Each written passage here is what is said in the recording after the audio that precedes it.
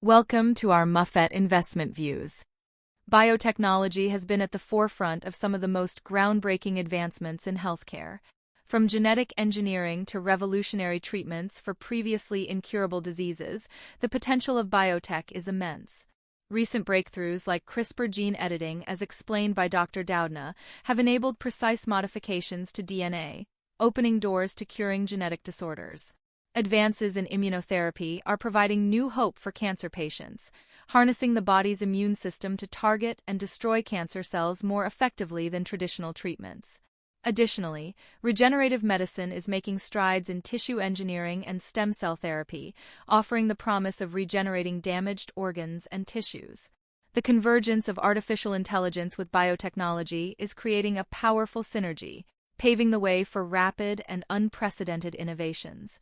AI is accelerating drug discovery, personalizing medical treatments, and uncovering new therapeutic possibilities at a pace never seen before. Algorithms can now analyze vast datasets to predict how drugs will interact with human biology, significantly reducing the time and cost of bringing new therapies to market. Over the next 10 years, these will result in new therapies brought onto the market with multibillion-dollar revenues which will benefit biotech companies. The global biotechnology market was valued at $1.55 trillion in 2023 and is projected to grow at a compound annual growth rate, CAGR, of 13.96% from 2024 to 2030. The market is driven by strong government support through initiatives aimed at the modernization of regulatory framework, improvements in approval processes and reimbursement policies, as well as standardization of clinical studies. The growing foothold of personalized medicine and an increasing number of orphan drug formulations are opening new avenues for biotechnology applications and are driving the influx of emerging and innovative biotechnology companies, further boosting the market revenue. The pharmaceutical biotechnology segment is expected to ride the wave of AI, Gen AI, and digital twins.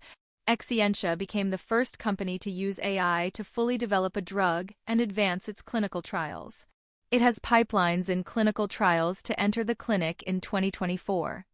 By using AI, In Silico claims to discover a drug compound in just 46 days, significantly reducing the time frame for new drug development.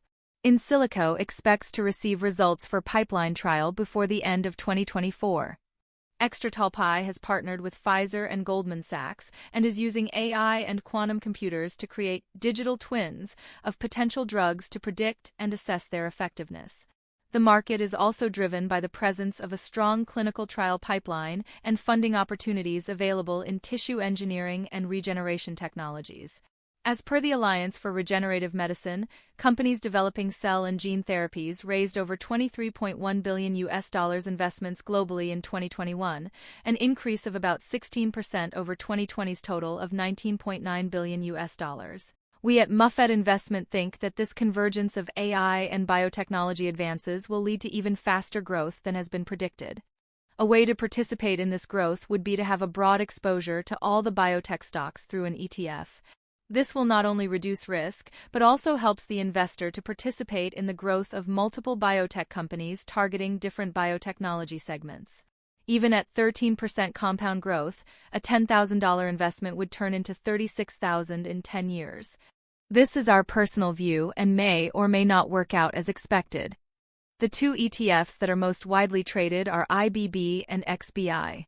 XBI has both the big caps and the small caps and is equally distributed, whereas the IBB is more top-heavy with big caps concentration. We like the XBI better as this will not only give broader exposure to all biotech companies, but also will likely result in better capital appreciation in the long term. If we look at the performance of the two biotech ETF, they have broadly tracked the broader S&P 500. But there has been a relative outperformance of IBB. This is because it is top-heavy and has greater percentage of companies with earnings. So a strategy would be to buy both ETF in a single allocation block. This, in our view, will be the best approach to have exposure to this growing sector. Another approach is to compare the ETF with its component stocks and find areas of outperformance. Here we give the example of United Therapeutics, which is significantly outperforming both the ETFs. This will be the topic of our next video at Muffet Investments. As always, these are our personal views and research. This is not investment advice, and people watching this video should do their own due diligence before investing in the sector.